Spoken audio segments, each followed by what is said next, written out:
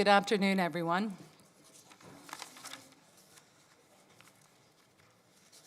Sorry, I just need to get the territorial acknowledgement. So good afternoon, everyone. Welcome to our council meeting. I will begin today with an Indigenous territorial acknowledgement. We would like to begin by acknowledging that the land on which we gather, land on which we are broadcasting from today, is the land traditionally cared for by the Haudenosaunee, Anishinaabe, and Neutral people. We also acknowledge the enduring presence and deep traditional knowledge and philosophies of the Indigenous people with whom we share this land today. And just a short note about with respect to our the Indigenous peoples in our community. We recently, council and some members of senior staff recently had the opportunity to go to Crowshield Lodge. For me personally, I found it a very rewarding experience, and one certainly that reminded me again of how much I still have to learn about truth and reconciliation, my own personal role that I need to play in it, and that of the municipality as well. So just want to thank Clarence Kakaji, who led us through that discussion at the Crowshield Lodge, and the book that he gifted to me about his life, which I finished reading recently and am sharing with the rest of council if you'd like to read it as well. So it's called North Wind Mand if anyone is interested in reading. It provides some really great learning opportunities and reflections for me. But just want to thank him and the team that was there at Crowshield Lodge when we were out there in early November, and the staff that accompanied us and the discussions that we had. So thank you very much. And highly recommend that book. It again provides some really interesting insights. So a couple of moments of reflection. This is on December 3rd is the International Day of Persons with Disabilities, and Indigenous Disability Awareness Month is in November. So today we recognize the International Day of Persons with Disabilities, which takes place each year on December 3rd. We also recognize that Indigenous Disability Awareness Month comes to a close at the end of November. These observances promote the rights and well-being of persons with disabilities, as well as to celebrate the contributions of disabled people to political, social, economic, and cultural life. Disability is a broad term. There are many different types of disabilities. They can be visible or invisible, present from birth or acquired later in life. Each person's experience of disability is unique and impacted by other aspects of identity. It is all too universal through the ongoing experience of barriers that keep people with disabilities from participating fully at work, school, play, and in civic life. As policymakers and service providers, we must acknowledge and address and remove these barriers, including accessible features in our buildings, creating websites that work well with screen readers, and using plain language to describe our services are just a few of the things that we can do to make our city more accessible. We all have a role to play in creating a city that brings an end to ableism and increases inclusivity. We encourage you to take in the resources and upcoming events offered by the Waterloo Public Library, follow disabled leaders and creators on social media, and join the calls for change when needed. The imperative of incorporating accessible design and approaches into our day-to-day life is clear when we consider that we are only all temporarily able-bodied. As a city, we recommit ourselves to the long-term work of confronting ableism and removing barriers in order to create a community where everyone can participate, contribute, belong, and thrive.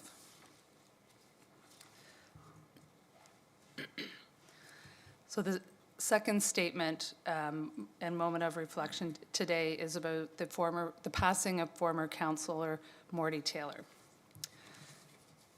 It is with great sadness that I learned about the passing of former councillor Morty Taylor. A dedicated community leader, he served as city councillor for Ward 4 in Waterloo from 1991 to 1997 and from 2000 to 2003. As a resident of Waterloo for over 60 years, Marty was also very well known in our city as the friendly, respected business person who founded Morty's Pub at the corner of King and University in 1981. His commitment to our city, Ward 4, and the student community extended to serving on the boards of various local organizations, including Wilfrid Laurier University, Waterloo Library, Oktoberfest Advisory Committee, Council, Project Lift, and the KW Symphony, Recreation and Leisure 55+, the Waterloo Student Housing Task Force, and the Affordable Housing Task Force. As a business person and as a member of council, Morty made a significant contribution to the City of Waterloo and will be missed. On behalf of my council colleagues and the residents of the city, I extend my sincere condolences to Morty's family and friends.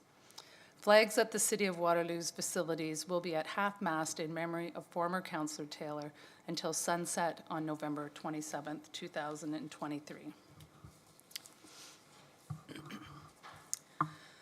So moving on to the agenda, does anyone have a disclosure of pecuniary interest and the nature thereof? Seeing none, I'm looking for someone for an approval of the minutes from October 30th. Moved by Councillor Hamner, seconded by Councillor Freeman. All in favor? That is carried. On the consent motion, there is a motion here, consent motion items A through B to be approved. The Drinking Water Quality Management System Update Management Review. Does the council have any questions or concerns, anything you wanted to take from the, and the other one is the funding release for capital projects, Parks 2023. Does anyone have anything they'd like to? No? Okay. Then I will look for a mover and a seconder to accept, moved by Councillor Wright and seconded by Councillor Rowe. All in favor? That is carried. Moving right along. So staff reports. Our first staff report is the Fire Master Plan. And we have Chief Richard Heptage with us today for a presentation. Welcome, Chief. Thanks for coming in. Thank you, Mayor McCabe. My pleasure. Look forward to your presentation. So good afternoon, Mayor McCabe and members of council. On behalf of Fire Rescue Services, it is my privilege to present the Fire Master Plan and staff report this afternoon. This afternoon, we're joined by senior staff, our WPFFA President, Adam Overgaard, Brett Gibson, Vice President, Secretary Kevin Collins, Deputy Fire Chief Sandy Van Salm Herring, and Assistant Deputy Chief Kaylee Boyd, and as well, one of our platoon chiefs and administrative staff have joined us this afternoon, so thank you all for coming. I wish to express my sincere thanks on behalf of our team to all that contributed to the Fire Master Plan and the Community Risk Assessment. This includes POMAC's consulting and team led by John Hambidis. It was also informed by a public survey. Community partners such as the Waterloo Regional Police Service, paramedic services, school boards, and advocacy groups, for example, such as Aging Adults, attended and participated. City staff also ranging, starting with council, city staff, senior management, and various groups from within the city ranging from asset management, facilities, fleet, and communications. Last, an extensive number of staff from the rank of firefighter to platoon chief, firefighter mechanics, training officers, and administrative support staff contributed to the overall plan. As part of the presentation this afternoon, we will look at the Fire Master Plan, the focus and framework, emergent operational and support service pressures, response zones and deployment, in addition to Fire Underwriter Survey and Fire Master Plan alignment with risk and recommendations, the Fire Plan recommendations themselves on behalf of the consultant, fire station expansion, we have an update for you on that, financial impact, and of course an opportunity for questions and comments. As a starting point, we look at the focus and framework of the Fire Master Plan. It starts with the Office of the Fire Marshal's 3 lines of defense, with the first being public education and fire prevention, fire safety standards and fire code enforcement through to emergency response, which includes fire suppression and fire investigation. The project deliverables of the Fire Master Plan include the community risk assessment, which is required to be completed every 5 years. That is mandated by the Office of the Fire Marshal, and of course the Fire Master Plan itself, highlighted by recommendations. Emergent and operational support service pressures that we are looking to address as part of this 10-year plan are highlighted by call volume pressures, overall response times, intensification as it pertains to existing infrastructure, and projected growth of 16,000 new housing units by 2031. High-rise and low-rise building stock as well is of significant concern as it pertains to intensification. And once again, I emphasize the current inventory is creating pressures beyond our current day. The firefighter hygiene program, which I would like to give a little bit of attention to, the firefighter hygiene program is not just doing laundry. That program consists of maintaining personal protective equipment of firefighters to reduce contamination, exposure, to ensure that staff have a clean set of gear available post-fire or contamination, and it's part of our overall wellness and hygiene program, including cancer prevention. So just a little bit of emphasis on that. In addition to pressures operationally for support services are punctuated by a need for a mechanical bay, a heavy truck hoist, and large vehicle and equipment storage. This next slide depicts the response zones in the city, highlighted by Station 1 at the center, Station 2 on the west side, which covers the north and south as well, Station 3 in the north, and also Station 4.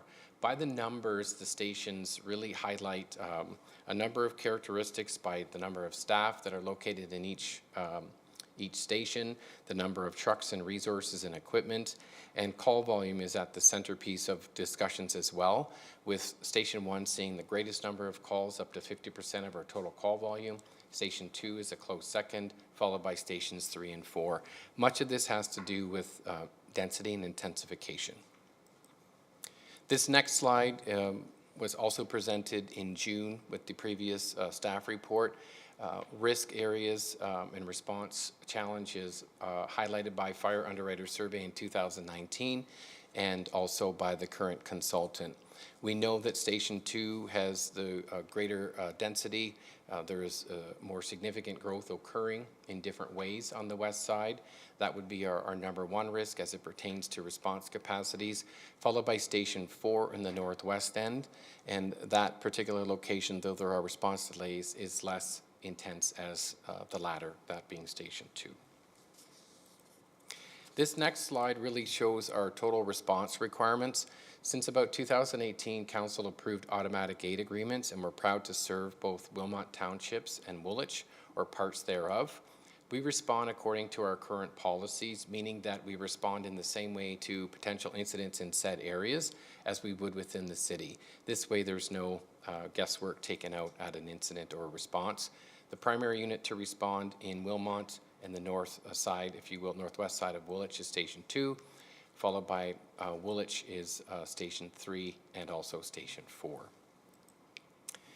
This next slide was provided to us by the consultant, and really in itself, though not completely obvious, this graphic illustrates essential public safety, public education, fire operations, training and technical maintenance and mechanical services, which is not so necessarily obvious. But what you do see is what most of the public can relate to and can generally understand when we just focus on response itself. But built into this, there's much more behind our response that is visible to the community. With recommendations from the consultant and fire underwriter survey, we wish to build on the 3 lines of defense which are built into this particular graphic, and the flow of activities and outcomes illustrated here are highlighted by the blocks themselves, with the first being detection of fire and report of fire. That is highlighted by public education and fire prevention. Over the top of those 2 blocks you see flashover, and that's to basically educate people that you need to get out and you need to get out quickly, because within 2 to 3 minutes an area of the structure can be fully enveloped and it is not livable space. Next, we see the timelines flow to firefighter dispatch, travel to the incident, and as well setting up and fighting the fire. And what that looks like is it can take up to 15 minutes or greater to actually conduct our activities essential for life safety, rescue, and also firefighter safety. With respect to the overall aspects of this, this really is the essence of what we do. Again, some obvious and some not. Risk assessment and recommendations, we are happy that the consultant identified the same risks as Fire Underwriter Survey. Their recommendations are what set them apart only in one area, and that pertains to building a new station or not, where Fire Underwriter Survey said to build one.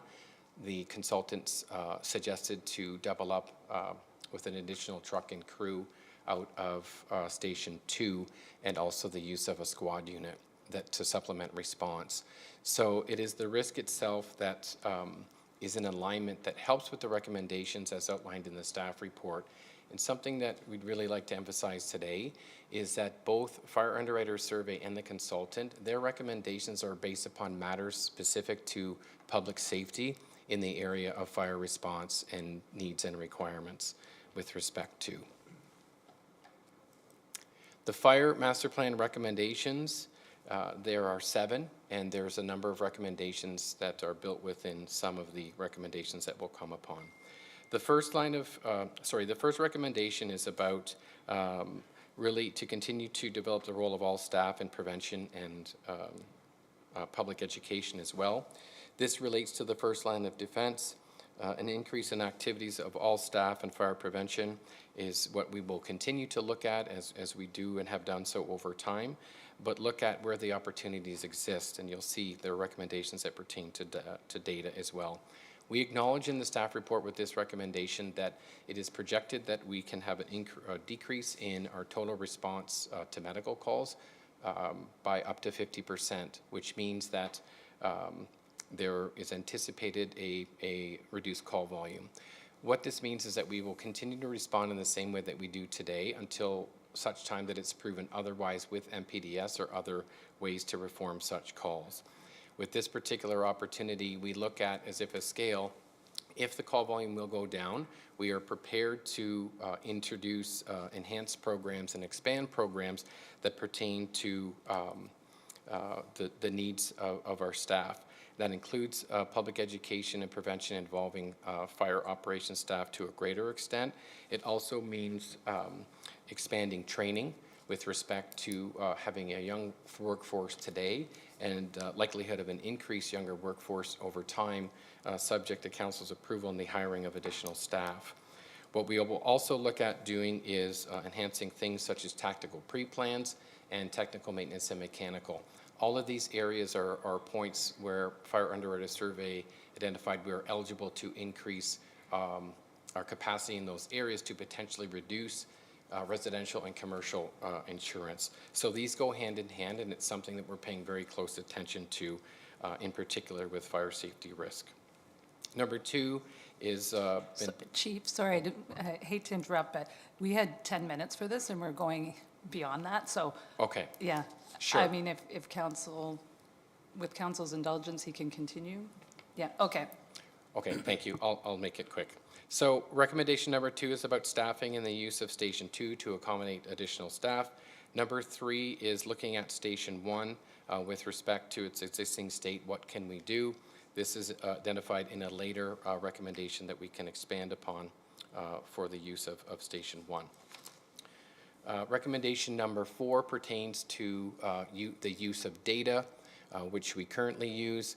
The 3 areas of interest, the truth is we will look at all calls as they pertain to our operations, but these 3 particular calls happen to be the greatest number of calls that we respond to on a day-to-day and annual basis. So we will look at these particular calls and look where opportunities may exist to evaluate the efficacy of traditional response. Number 5 is revising the structure of fire services. The consultant highly recommends the use of a business manager to look at and improve with business practices and so forth, and we recognize that management is important as well. Recommendation number 6 has a host of recommendations with respect to fire operations and so forth. This one is largely based upon data software and so forth, and the use of technology with respect to where we can go with such opportunities to achieve goals and aspirations of the Fire Master Plan. Number 7 is punctuated by staff. Council will notice that there are a number that have a red asterisk beside them. These are the ones that we are recommending as part of the staff report and the budget process for implementation over time, which we will discuss. We recognize that an analytics professional is essential for the use of data and decision-making, same as a business manager. We believe that we can achieve, as a starting point, these particular areas subject to the approval of an assistant deputy fire chief and with the support of our entire management team and staff. As an update for you with respect to fire station expansion, similar to our discussion in June with the previous staff report, we're looking at enhancing response out of Fire Station 1 and Fire Station 2 as recommended by the consultant. I note that a architectural consultant has been hired and we're working with Sundasiva to look at all options that pertain to enhancing response capacities, use of additional building space, potential growth through to a fire station. There are concerns with floodplain, in particular at Station 1, that is a highlight of discussions not only with the consultant for the Fire Master Plan, but also the architectural consultant. It is expected that we will bring updates and information to Council in the new year pertaining to the architectural consultant's report with respect to which direction we go. Conversations are also highlighted by if there is potentially a new build or otherwise, how can we collaborate with building or co-locating with opportunities to enhance things like supportive housing and so forth. But really this review is being undertaken to inform the Fire Master Plan and align with recommendations with a mix potentially of fire underwriter survey and the consultant themselves. So we're looking forward to that particular update. Financial impacts, we've discussed those as part of previous budget issue papers and so forth. Looking to phase in staff between 2020, to begin in 2024 for a total of 27 staff with a 4-year implementation with this current 3-year budget that will be before us and the first year of the next budget going forward. This last slide shows us the financial impacts and phased in staffing, highlighted by staffing and so forth over 4 years in the years identified that are also outlined in the staff report. This concludes the presentation. Again, on behalf of our team, thank you to Council and all staff that have contributed to the Fire Master Plan and the Community Risk Assessment towards 10 years of progress in public safety. Thank you very much, Chief Heptidge. If Council is okay with it, I thought we could hold questions until Adam Overgaard, who's the president of Waterloo Professional Firefighters Association, does his delegation, if everyone's okay with that. Thank you, Mayor McCabe, and thank you for the additional time. Okay, no problem. So thank you very much. So WPPFA, Waterloo Adam Overgaard. The acronym always trips me up. And I should note, just with some of the technical challenges in the chamber today, clerks has said when you're speaking, just make sure you speak right into the microphone. So we could hear Chief Heptidge, no problem, but just for the rest of Council and for Adam. So thank you, Adam. You have the floor is yours. Good afternoon, Mayor McCabe and members of Council. I appreciate the opportunity to stand before you today as the president of the Waterloo Professional Firefighters Association.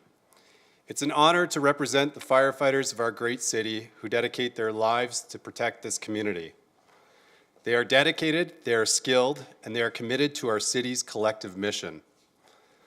Waterloo firefighters are available 24 hours a day, 7 days a week, and 52 weeks a year to help our community members. We do more than just fight fires. We are educators, inspectors, and first responders in many different emergency situations. We represent safety and peace of mind for our community. Today I am here to speak in favor of the recommendations outlined in this Fire Master Plan, which will enhance the safety and well-being of our growing community. First, I want to recognize Council's endorsement of the 27 fire staff increase back in June of this year. This decision was a significant step forward and a clear sign of your commitment to the safety of our community and the effectiveness of our firefighting resources. It demonstrated that you understand the challenges we face and are willing to take action to address them. It comes as no surprise that our city has experienced a significant growth since the last expansion of our fire service over a decade ago, and I'm talking about Station 4. Station 4 was built in 2010 to meet the demands at that time, and since then, the population of Waterloo has increased by 25%, and it continues to grow. The City of Waterloo, as part of the province's Bill 23, has pledged to build 16,000 new residents by 2031. The growth is both exciting and challenging. It brings new opportunities, new residents, and new life to our city, but it also places additional strain on our already stretched resources. We are seeing challenges in our line of work that didn't exist when I started 12 years ago. My daily schedule looks much different than it did when we had a different balance between our calls to service and those hours we put towards training, public education, station duties, and other personal development activities. Our department and firefighters are being asked to do more with less, juggling an ever-increasing call volume while still maintaining the same level of service and quality of care that our community deserves. We cannot continue in this manner without risking our own safety and the safety of those that we serve. It is crucial that we stay ahead of the challenges and continue to provide the best possible service for our community. The Fire Master Plan before you serves as a guiding document for our decisions in the coming decade. It offers a roadmap to navigate the challenges ahead. However, the staffing, infrastructure, and vehicle response recommendations provided here get us to the level of response that we need today, let alone what we'll need in the future. You don't have to look far into the data to see that our current response time for our first-in trucks and additional trucks for larger scale calls does not meet the response times that Waterloo has committed to meet for fire services. To simply put it, there are neighborhoods that will see delayed responses beyond industry standards due to their proximity to a fire station and the available resources. In this community service, where every second counts when it's needed, it is unacceptable for us to have a gap in the coverage that is within our city's control. This problem is exasperated by the fact that our city's population continues to grow both in residents and students, and our call volume increases with that. We continue to face new challenges that come with our evolving community, and we know about the opioid crisis and many of the other issues that we see today that we didn't necessarily see before. That is why, as our city continues to grow, it is crucial that Council continues to make decisions that prioritize the safety and well-being of our residents. The Fire Master Plan outlines specific recommendations to ensure that we are adequately equipped to handle our level of service today. I say that with reservations because we know with the increase in high-rises, the risk with high-rise incident also increases.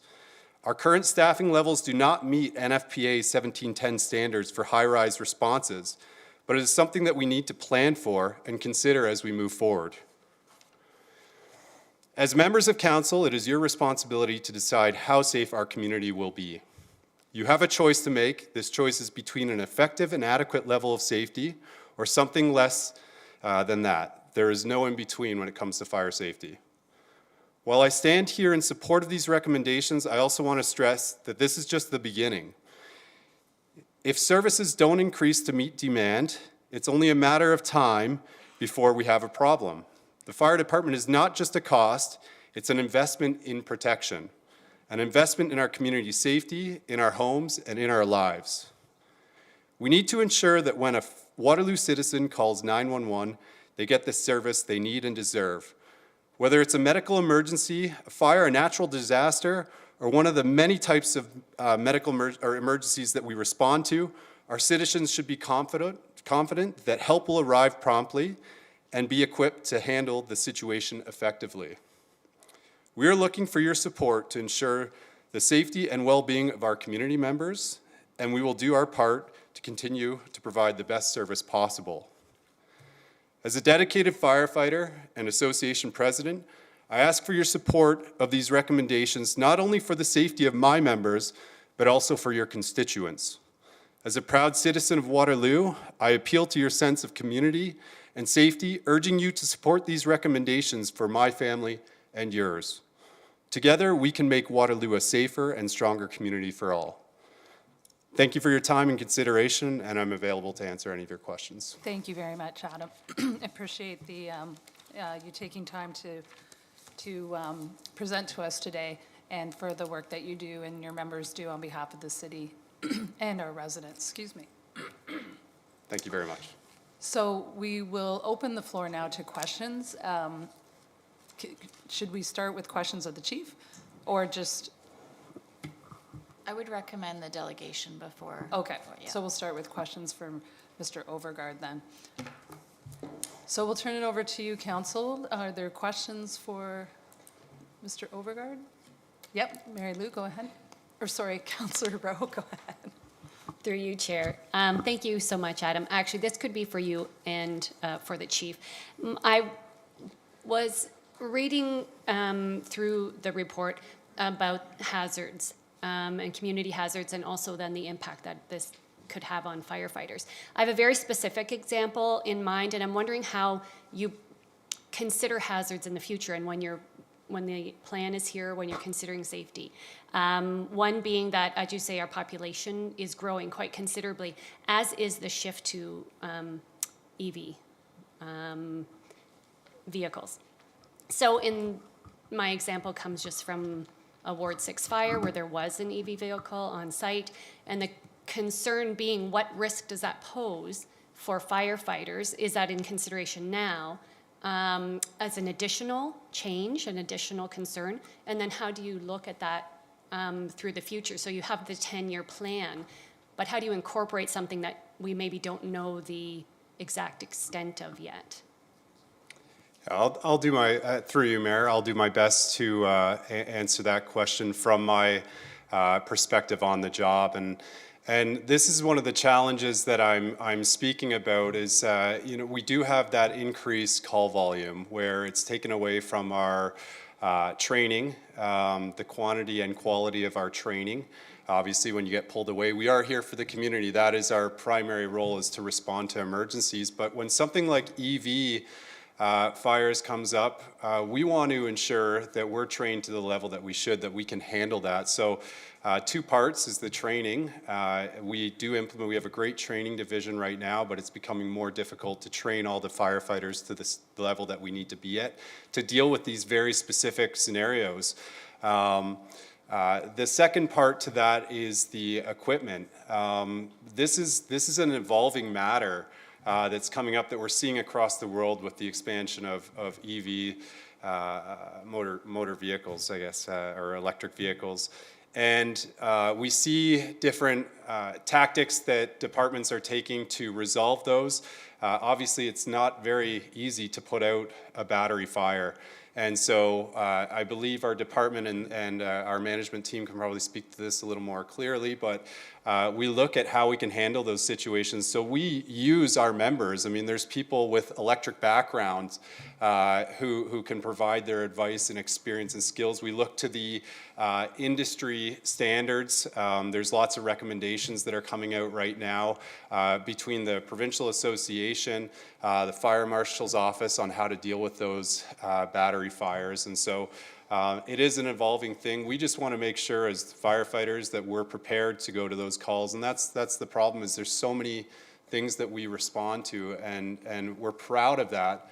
But we also have to make sure that we're trained to a level that we can adequately respond and effectively respond to those types of calls. I hope that answered your question. Yes, thank you. And I do have a follow-up then in terms of hygiene and what the impact of something like that, very specific. How do you incorporate that into your hygiene procedures? Our fire management team did a great job this year in working with our health and safety committee to develop a hygiene program where I know the chief mentioned it, but the whole point of this program is to reduce the chances of firefighters developing cancer. from these exposures. It's proven, like firefighting's in that highest risk level as a carcinogenic profession.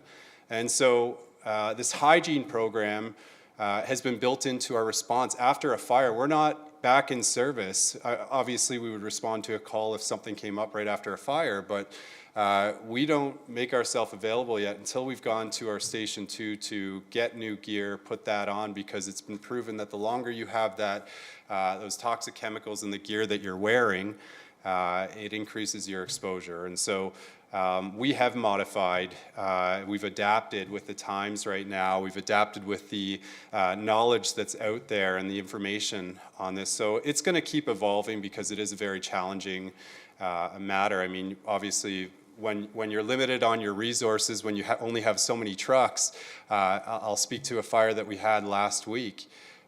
We had most of our crews at that fire. So we have to cycle through people going and getting separate sets of gear, and so they can respond to other calls, right? Because we're not walking into that call at a medical call if we get something else in the meantime. So again, I will hand that over to our management team to share any additional information. But that's how, working on the floor and representing my members, I mean, these are all evolving things, and they're new challenges that we are facing, and we're trying to build them into the structure that we have right now within fire services, but it is an industry that is constantly changing. Thank you.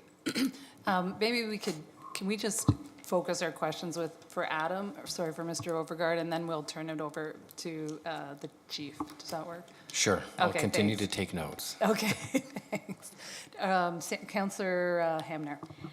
Thank you very much, through you, Mayor. Adam, thank you very much for your presentation. It's always good for us to hear that our Firefighters Association is supportive of the recommendations. Lets us drill a little bit more into what's coming forward and what's going to be in the best interest of our firefighters and our city as a whole. Something you said, though, piqued my curiosity. We have approved the phasing in of the staffing, and I appreciate you liking that part. And we've talked about increasing training, but you also made a comment about the standards regarding high-rise and firefighting in high-rise. And you kind of alluded to a gap, so I'd like to know a little bit more about that. And Chief, I will ask you exactly the same question.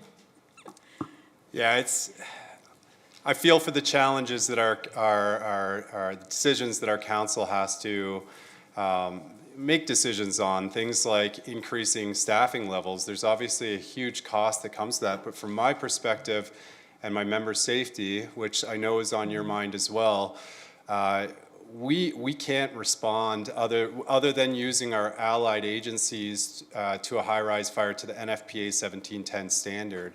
A minimum response to a high-risk, high-rise fire is 42 staff members. Okay. That's more than we currently have on staff if we had everyone working at once on a platoon. Aside from vacation and lieu days and sick time, 28 members can't respond to that. Even adding these extra staff members, we don't meet that minimum requirement. When you get a high-rise fire, and there was one recently, you use up your resources so fast there. Everything's that much more delayed because you have to get equipment to certain floors. Mm-hmm. If the elevator is working, you're taking the stairs.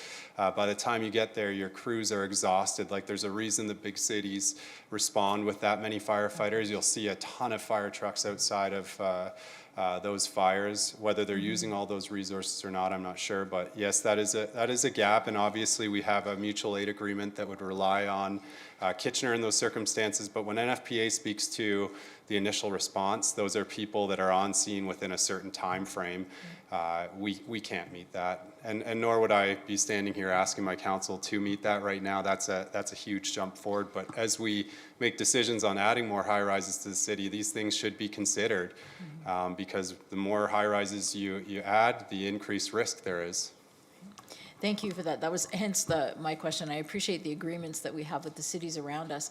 We all are building high rises, so it's really trying to get our heads around what is that total staff complement we are going to need at some point, and then how do we position to plan forward for that. So thank you. That's it for me. No. Thank you very much. Any other questions? Thank you, Adam. Appreciate, as I said, appreciate your support of these recommendations and for coming in today. So we will turn it over now to, sorry, Councillor Roach. Yes, sorry, I had one question. Oh, okay, sorry. Thank you. Through you, Mayor McCabe, Chief Heptich, thank you for your thorough presentation of the Fire Master Plan. And Adam, your point emphasizing growth is acknowledged. Waterloo is growing. Waterloo is also becoming much more diverse. So one thing I'd like to get clarification on is Part D of the staff report. So linked to strategic plan, and it discusses strategic priorities like reconciliation, equity, diversity, and inclusion. So I know there's a lot of work to be done in this workplace with regard to workplace diversification. Chief, you and I have had this discussion before offline, but maybe in this more formal setting, can you tell us the good work that Waterloo Fire Service is doing, and you personally, Chief, to champion workplace diversification? Were you directing that, Councillor, to? Chief. To the chief. Okay. Okay. The chief, I guess. Yeah, Well, chief. we were just about to start with the chief, but I don't know, Adam, if Or you maybe wanted to. Adam, I'd love for you to speak to it too. I mean, Yeah, okay. You're the He's the the- president of the association. I mean, Yeah, we have a lot of firefighters. I mean, unlike our police force, we are not very diverse. I think we have 2 racialized firefighters. So maybe we can talk about what the union is doing, and I know that on the other side they're working hard as well. Yeah, through you, Mayor, Councillor Roach. Certainly, so from an association perspective, we would love to see a more diverse fire department. Working with our international and provincial bodies, we have committees that work specifically on increasing diversity within the fire service, and how do we do that? And so this one, the fire department, WFR, has put a lot in place. A big program is the career camp, and that's targeted at underrepresented populations and really exposing them to the fire service career. I think what we see sometimes is different cultures look at fire service a little differently. I once heard that firefighting is seen as dirty work in some cultures. And so I think that's one reason that we haven't seen a large expansion of diversity within the fire service. That was something that was presented to us a while ago at a conference. But what we're doing in Waterloo here is we're really showing what the fire service is. I mean, we are the community. Our fire service here is honestly one of the most rewarding jobs to be out there in the community and have people represent with those who work within the fire service. We are seeing more women in the fire service, which is awesome. From 12 years ago when I started, I think our population has doubled with the women in the fire service. And so we are working on it right now. I mean, the association supports this. Our members go out. We participate in these activities. And we would love to see more of a representation within the fire service of different diverse groups. Yeah. Thank you, Adam. I'd like, perhaps maybe you could direct me to the presentation that you just spoke of, where it's dirty work and therefore diverse cultures may not want to do this dirty work. I'm sure there's a lot of dirty work that our diverse cultures participate in. Absolutely. So I'll veer more away from the dirty work, but just the way the fire service is seen in different cultures. We've had exchange students come into the fire department before, and they talk about their experiences within their fire service. I mean, there's places, the most recent was a student from Mexico who was taking pre-service fire here at Conestoga College, and he talked about the huge differences within there, how it's not an appealing career there for it, whether that be compensation, the protections. They don't have nearly as many protective services, but there's also areas in the world where the fire department is a military service. And so it's not seen as a good thing when we go to a door. We show up at someone's door and there's hesitation to talk to us, to speak to us, because we are seen as an authority within the community. We're really we like to be seen as your friend. We're here to help you. So that's more of what I was talking about. We do experience that within our job when we respond to calls, but I can certainly look into the presentation. This was a presentation about 8 years ago when it talked. It was specifically from I believe the IFF's Equity, Diversity, Inclusion Committee, and I can't recall who the presenter was, but I'm happy to look into that. Thank you, Mr. Overgaard. No problem. Thank you. Thank you for your question, Councillor Roach. Thank you, Adam. Okay, we will now turn it over to Chief Heptich. I know there's already been a few questions, and I saw you taking copious notes. So, but we will open it up to council. Are there questions of council? Mary Lou, did you want to start? Okay. Through you, Chair. Hi, Chief, thank you. I was just wondering if you could speak to the conversation with Adam just about future issues that are coming, which we can anticipate, but also being prepared for them and ensuring that the fighters are protected. Sure. Through you, Mayor McCabe, to Councillor Rowe. So to complement some of the comments of President Overgaard, as a starting point, more recently, the Office of the Fire Marshal issued a directive recognizing the increase in lithium fires, which are in electric vehicles. And we report on all lithium-type fires. What also goes hand in hand with that, more recently, there was a fire that took place in a garage. At this point, subject to the investigation, I don't know if it was a lithium battery that caught fire, but for this example, let's talk about that. So, you know, it is a definite pressure among many pressures in our changing community and across our country, as a matter of fact, when it pertains to EV vehicles. There have been discussions at an awareness level across the region. There's a whole host of new equipment emerging, some strategies and tactics as they pertain to electric vehicles, anything from an engineered blanket to snuff the fire out, or basically shipping containers that are filled with water, and you actually, through a crane, you put the vehicle in the water. Because the story and understanding around electric vehicle fires is that they don't necessarily go out when you think they're out, and they can reignite, I believe, over 24 to 72 hours, if I'm not mistaken. So they are a risk. Early tactics for us, if you happen to attend that fire scene, you would have seen that crews had the vehicle pulled out of the garage to prevent reignition of the property and also to protect exposures. It's in the driveway, so there's a better chance it wouldn't hopefully cause another fire.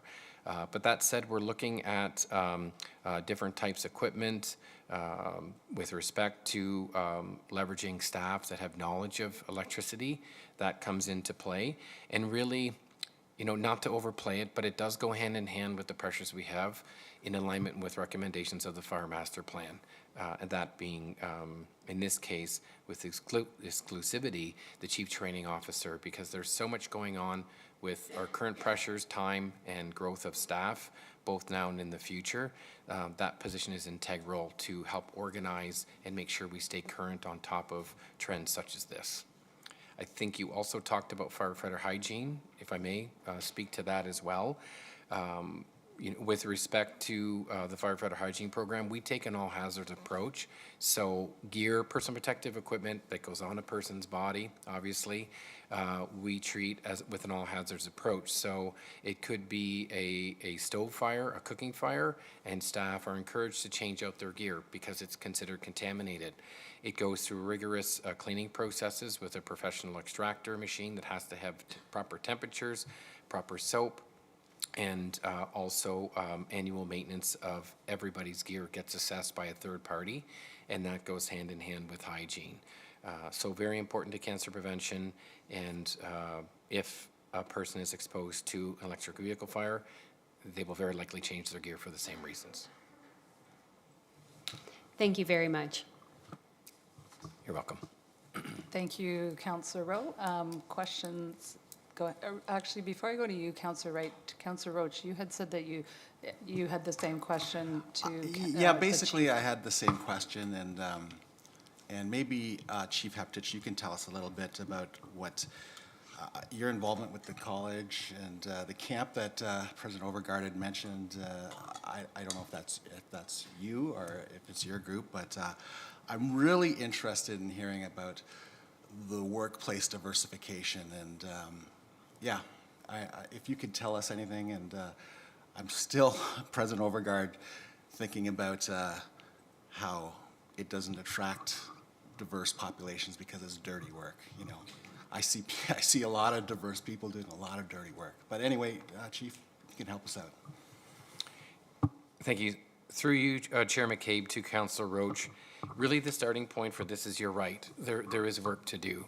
I'm happy to share on some things that we are we are doing this time as a corporation, and also with respect to fire services itself. So with respect to your question, in my opinion, it starts with our personal self-awareness and our team's awareness of the need for diversity and the lack thereof for that matter. On every human resources job posting that comes out of the city, there is reference to being an employer that welcomes diversity, growth, and so forth to represent our community with respect to. In 2022, when we brought our first fire master plan, we were so proud to provide an update to council at that time. This is the previous council, some of which are here, to say that there's a couple things that we want to do and not wait for the fire master plan to tell us. One of those things is to have a focus on diversity, to open the doors and to welcome people to see themselves as firefighters.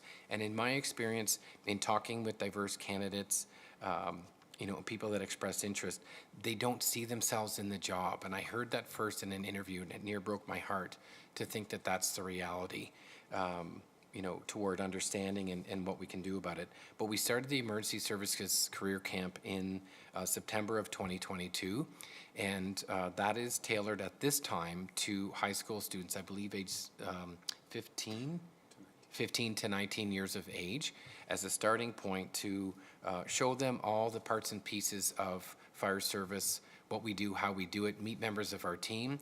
That expanded to working and opening up the program when they heard about it, Waterloo Regional Police and Paramedic Services. And now we offer that to everyone as a team, because the truth is, working in emergency services, we all have to work together and all are welcome.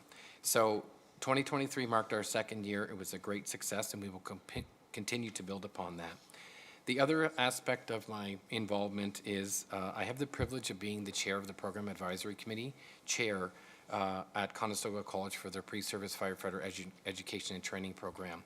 Not only has the college looked at diversity themselves, but I'm able to bring my own experiences and training I've received through the city to talk about a need for diversity and help that as part of their recruitment of people throughout the community. Their reach is very significant as an institution. And that work will continue, and so will those conversations with respect to. Really, the other opportunity is through outreach, through public education. This is at a natural opportunity to engage staff, and our staff understand that with respect to how we can reach people. That's been ongoing for years. There is, however, emphasis on diversity with respect to. I can also share that there is work at the level with the Canadian Association of Fire Chiefs and the Ontario Association of Fire Chiefs that are also committed to this same work. Thank you, Chief. You're welcome. Thank you, Councillor Roach. Those are important questions to ask. Thank you very much for doing so. Councillor Wright. Thank you. Through you, Mayor. What a fascinating report. I feel like pages of notes at this point, and particularly because I'm coming at it from a emergency communications perspective and trying to learn more about what all our fire service does on the mitigation side and the communication side. So I have a couple of questions based on that, and especially focused on Station 1 because of the way the data in the report is portrayed. It's really showing extreme pressures on Station 1 and that service call volume. So I guess my first question has to do with on the education and mitigation sides, whether we're running into any language or cultural issues in terms of communicating about fire safety acknowledging that we have a very high level of international students, especially in that Station 1 zone, and wondering really what the role education could be playing there in trying to mitigate some of that call volume. And noticing also in the charts that there's a correspondence with call volume and students being in town for school. So it seems to drop off over the course of the summer months, and so I found that really interesting. So I'll just stop there and maybe let you comment on that, and then I have a couple more questions.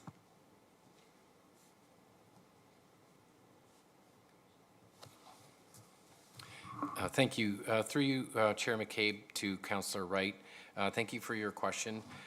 With respect to education and mitigation, as part of the community risk profile, assessment work has been done to identify what are the key risks in our community.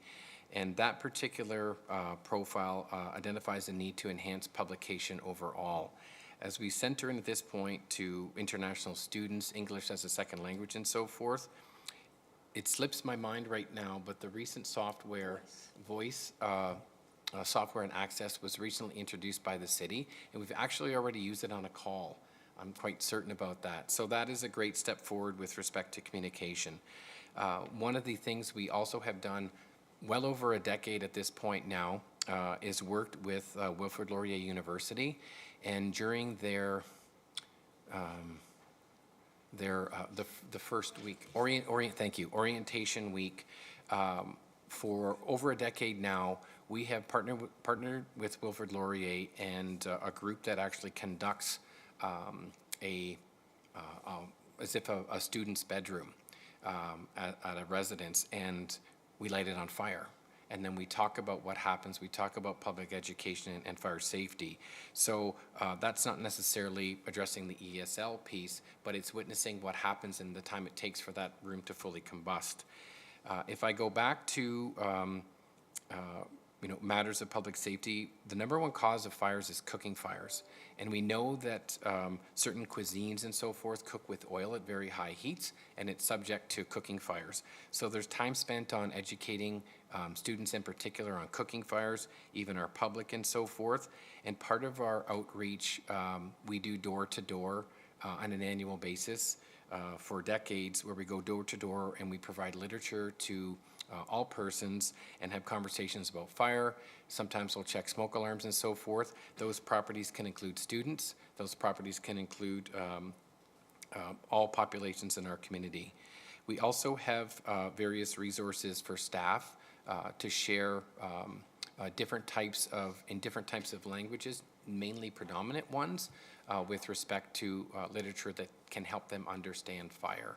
So with respect to the first recommendation, we agree and align with what the consultant is saying about enhancing those programs, and we know that language barriers are at the forefront. Our community has really changed significantly in the past 5 to 10 years, and we're quite aware of that. So these are things that we're looking at, and again, as the recommendation speaks, means increasing involvement from our greatest resource, that being operations staff. So thank you for that, and I was going to follow up by asking you what the city could do to help, and so obviously that language, either interpretation or translation services, is hugely helpful. But I wonder also whether we're getting to Conestoga College students or not, because this is where some of the biggest pressure is coming from in terms of the diversity in our international student population. And then I just have another question about the changes that are forthcoming in that the Waterloo Regional Police Service is introducing on the 911 calls, and so how that might impact the call volume and, of course, the burden of responding to medical calls, which is, again, identified as a major issue for Station 1.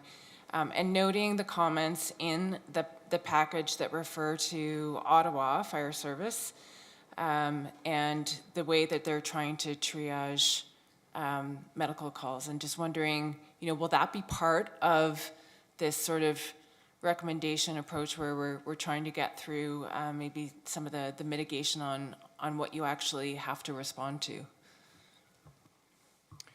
Through you, Mayor McCabe, to Councillor Wright. So I'd just like to break down your comments and questions. So you've talked about relationship with Conestoga College and also the volume of 911 calls, and that's coupled with triage to calls such as medical calls. Is that correct?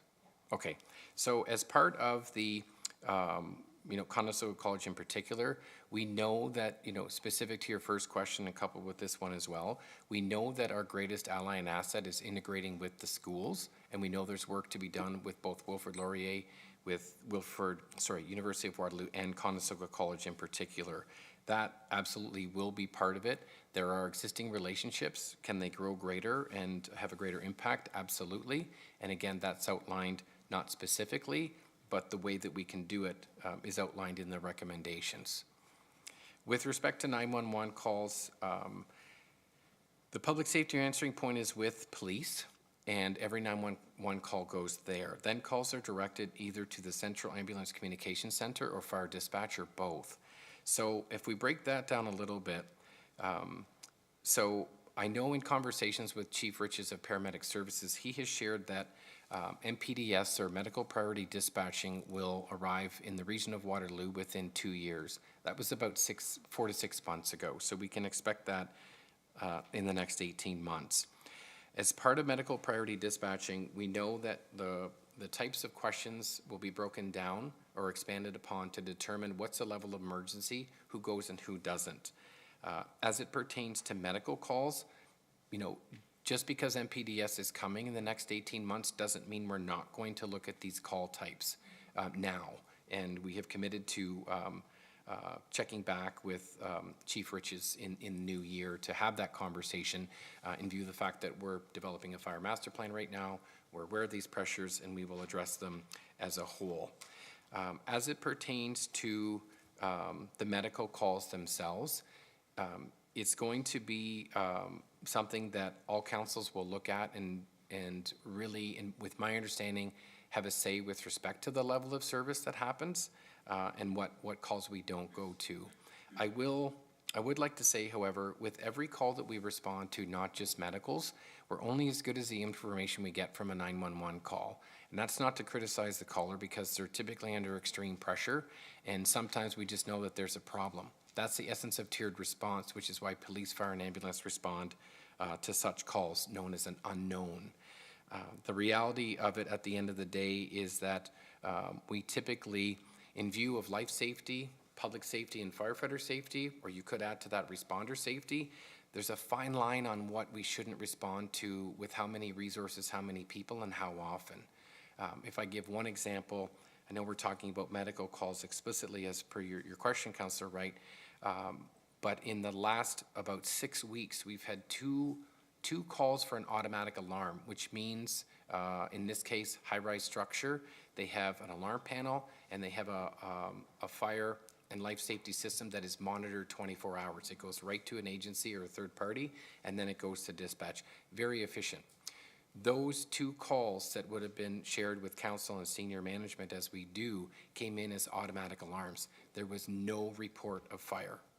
So if we look at limiting resources, I'm not saying we can't do that as per the recommendations. What I'm trying to convey here, for all calls, we need to look at them very carefully, because in those 2 circumstances, as I've shared, they were actual working fires. And if we treat them differently, I'll be frank, I don't have the answers right now. I know what some of the opportunities are, but these are things that, of course, we will look at. The data is going to be very important, as the consultant has really punctuated, and we certainly respect that and understand there's a need for that. So the go forward with respect to implementation outlined in the report, the fire master plan itself, the knowledge of our teams, our senior officers, talking with all those that have an understanding of this, I believe will arrive at the right recommendations. So I know I've strayed a little bit, but I want to make it known that it's not just medical calls that we need to look at, it's all calls. At the forefront, though, is MPDS, Medical Priority Dispatch, is the area that has a structure and format that we can work within. And I would assume we would learn from that as it pertains to all other responses that we are accountable to. Yeah, thank you very much for that comment. I just have one more question. So this also concerns Station 1. I'm sorry that Councillor Vasek isn't here, because I feel like I'm representing Ward 5 here. because Station 1 is actually in Ward 5. But I'm just wondering about the flood risk there, because of its location adjacent to Laurel Creek and the fact that the flood zone there is actually, quite deep. And I'm just wondering what your risk assessment is there and what the prospects are for a station rebuild when you do have that potential flood hazard. Through you, Mayor McCabe, to Councillor Wright, thank you for the question. Really, the flood risk piece is at the forefront of that recommendation. And we recognize that while working with the consultant with the Fire Master Plan, we recognize it even more so working with the architectural consultant. So I would say that's at the forefront of what happens at Station 1. Does it get rebuilt? Does it get renovated? Does it get expanded upon? And to be frank, it doesn't look like the greatest option because we're aware that in an extreme scenario, the area could flood to 1.5 meters. And, it depends on who you're talking to and their understanding of risk. Well, what's acceptable loss and what isn't in terms of emergency management, as I know you're aware. This is why we continue to grapple with all the options, what makes sense, what's feasible, and what is financially sound to best ensure public safety for our citizens and our firefighters and other responders. So it's carefully being looked at, and the options are all there to make a decision. When we talk about the priorities of how we're trying to flush this out, the number one priority is enhancing response capacities. A very close second to make those response capacities happen are the essential support services such as technical, maintenance and mechanical division, training, my mind is escaping me. Hygiene program, thank you. In particular, if we utilize Station 2, that's what that one's linked to. And also the current pressure that we also have is with storage. So I wish we had more to offer, but what I want you to know is the floodplain piece is very significant and if not telling to where we need to go. Thank you for that, and I think it's a good reminder to all of us on council that a station is critical infrastructure, and so we have to be mindful of those climate hazards. And last week we were talking about our asset mapping and making sure that we're taking care of our assets on an incremental process, and this is definitely one of those assets that needs very careful consideration. Absolutely. Thanks. Point Thank you, well taken, Councillor. Oh, thank you, Councillor Wright. Councillor Hamner. Thank you, Mayor, through you to the chief. Thank you for the overview of the presentation. I do have 3 questions for you, and the first one I'll ask was the same one that I asked Adam when he was at the podium. Just talk a little bit about the gap that we're going to be seeing as we get more and more high-rises, and we're increasing our staffing to a certain level right now, but how are we going to go about planning for that increased need?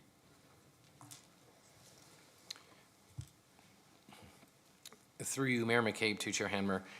So this is the exact same context as the question for That I asked Mr. President Overgaard. Overgaard. Okay.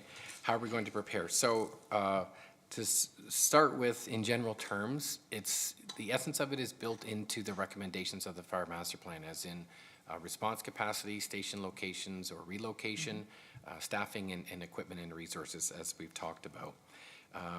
With respect to high-rise response, it is complex. It is a growing concern similar to lithium batteries and EV vehicles. It is required that we have 27 staff on scene for a 3-story low-rise, and it's 42 for greater than 3 stories. So it is significant. How do we deal with that today, and what does the future look like? The starting point for this is that in the past probably 1 to 2 years, we used to send every station but one to high-rise alarms. And of course, it changes for fires. Everyone goes if there's a known report of fire. So from a risk management perspective, may seem counterintuitive to the report, but we started sending all of our resources. We'd rather address it in that regard and turn down units if they're not required.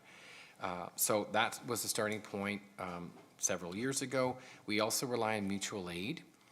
With Kitchener, typically we leverage. Sometimes we have helped Kitchener in certain circumstances. The other aspects of this pertain to advocacy and the use of sprinklers and the installation of. Public education is paramount. These are things that we can control. With respect to decisions we will need to make going forward with the feasibility of staffing, this doesn't make it any better, Councillor Hanmer, but it was well summarized in the Fire Underwriter Survey report, and I'm going to try to paraphrase what they said, that the City of Waterloo's concerns are not unlike most communities across the country with respect to growth, significant growth over time in a short period of time. So what we're bringing back will not bring us to a staffing of 42 firefighters. It means enhanced training that's built into the Fire Master Plan, and also, looking for opportunities on how we can partner with other communities to address these risks. It is known to all of our incident commanders that at the point of dispatch with a known of and reported fire, they can call for mutual aid immediately before they arrive. And, would we like to disturb other units in another community?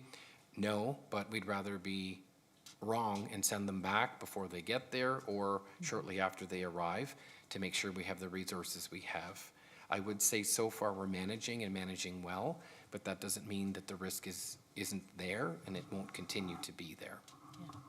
Thank you for that, and you've probably reconfirmed my concerns that it's going to get us to a certain level, the plan that we've got right now, and as we continue to grow the city and grow the city through high-rises, we need to consider all of the other support services and how we continue to increase the staffing. I appreciate the agreements that we have with the cities around us, but as I said earlier, they're growing the same way that we are. So it's something we need to be mindful of and the public be aware of. The other thing you said in the response is that we all have a part to play in terms of understanding the education and our own preventative measures that we can take so that our scarce resources are used in the most efficient way that we can. Which leads me to my second question, which was around training. And I keep going back to the staffing chart and the implementation that's being suggested, and our chief training officer coming in really in 2027, which is beyond, it's 4 years from now. And I worry with just the conversation we've had today and the amount of change that's happening just because of the nature of fires that our firefighters are experiencing, and the comment about the new workforce, just the changeover in the workforce that we've got. Is it really realistic to keep that particular position to the end of the plan, or should there be a consideration for it coming in sooner? Through you, Mayor McCabe, to Councillor Hammer, great question, and matter of factly, it's one that we're grappling with, in particular with staff discussion about the what and the why and so forth. So what I can tell you is that we decided to put that position at the forefront, also based upon legislative risk and day-to-day requirements of the Highway Traffic Act, the technical maintenance of trucks, and in particular, the opportunity to really get ahead of preventive maintenance. With respect to the shifts and shift work, and recent agreements that we have with acting captains. I don't want to overcomplex things, but there are challenges with staffing and having someone available to do mechanical duties. For clarity to council, with respect to mechanics, right now, firefighter, all mechanics are firefighter mechanics. We have one chief mechanic who works on shift, same as the other three, and there's one per platoon, but they all work shift work. And so what we're trying to do is bring stability to that group. The consultant recommends 2. We have some other options that we can look at and leverage existing staff in that current staffing that we have today. So there are, I hate to decide which one is more of a priority at this point, because they're both important, because they're both highly legislated. If we talk about training, we also have one training officer per platoon, and we have a history of managing. It was our opinion that, as I've indicated, the priority would go to mechanical, make sure we're responding in safe vehicles and they're well maintained, and we'll work with the existing training officers right now to help build that program, to help identify that position, to make it the best that it can be. That's not to say that we can go back and look at things, or that we can't go back and look at things and reprioritize. That's something, quite frankly, we're actively talking about. I appreciate the prudence in looking at what, we've got many pressures that we have to consider, and safety and training come into play, in my mind, all the time in the decisions that we're making. So I just needed to raise that particular question. We're also relying on, this is a staffing one too, we're relying on a lot of data coming in and wanting to do some analytics with the data and converting the assistant deputy chief position into a full-time position. Are we asking that individual to do too much with everything that's coming in? When I look at the recommendations, that person would have something involved in probably recommendations 4, 5, and 6 easily, in addition to what they're already doing. So just a question. Sure, thank you. So through you, Mayor McCabe, to Councillor Hanmer, I would just like to add to your previous question, if I may. We will absolutely look at what you're talking about with training in mechanical, if I hadn't said that. So with respect to, I believe you're talking about the consultant is recommending a business manager and also data management. Yeah. So we recognize the importance of data. We know that it's at the forefront of decision making. We have software that can be merged or worked within through IT to help assess that data. So that conversation has taken place with respect to. In terms of the recommendation at this point, we feel that we can do that primarily at this point with the Assistant Deputy Fire Chief, which really brings additional pressures and requirements to the job, but also look at it as an entire team. Maybe it is likely the Assistant Deputy will be in charge of that work, but the entire team will have a responsibility. Also, our senior officers and staff to work within that data. We have left it in there along with a number of other recommendations as part of the duration of the life of the Fire Master Plan, which is 10 years. We will continue to look at that. Right now, all pragmatism aside, with respect to, we are truly trying to work within a balanced budget corporately, and seeing great importance of that, and asking for what we think is absolutely necessary as a minimum today, and we will look at the go-forward opportunities that are built into that in the future. So right or wrong, we've come up with working within the recommendations, talked about them with the consultant as a team and so forth, and have brought that forward to council to grapple with, including your very welcome questions about what we're doing or what we would like to do. Thank you. No, I appreciate it's a balance, again, as we were talking about. And I do have just one final question, if I can. And it's really prompted from the fact that you showed the map that shows those of us on the west side, Ward 1 and 2, very high risk. And from the general perception, it would be, well, why isn't there another fire station going there? What can you say to reassure residents in Wards 1 and 2 that the plan that we've got going at this stage will help with the response times to those areas which are identified by all 3 reports as high risk? Thank you. Through you, Mayor McCabe, to Councillor Hammer, great question, and we've grappled with this intensely. This is to say that working with the current architectural consultant is that, building a new station, I would say, is still on the table. Putting an additional truck and crew at Station 1 is a significant option. It also displaces resources that creates more pressures within itself. Station 1 also is where, if successful and subject to council's approval, we would like to put in a squad unit for rapid response. That also leads to efficiencies in response as well. But in terms of a new station versus Station 2, putting another crew there, there's a term called fireground force and effectiveness, meaning that if you look at the location of where Station 2 is, it's just about in the middle, but it's a very large area. You either put another station on the west side to assist with that area, also all of Station 2's district and the rest of the community. And instead of having one truck with a minimum of 4 firefighters on each of those individual trucks that arrive at said unit, one's going to get there first, one's going to get there second. That is good. Long term, that is a really great option. No one can deny that with growth and pressures. But it's a balance between one truck getting there and having 4 people, and said time thereafter, you get 4 more, you can do much more in terms of risky operations and so forth, and making those decisions, versus having 2 trucks at Station 2, and now, in a perfect scenario, both of those trucks are in quarters or in station, and you have 2 vehicles getting to the same location at the same time as quickly as possible, time on our side. Now you have 8 people that are there that can do much more. Without going into great detail, it's quite significant, 4 to 8 to 12, as units continue to come in, the more we can do. So The term fire ground force and effectiveness is finding the balance.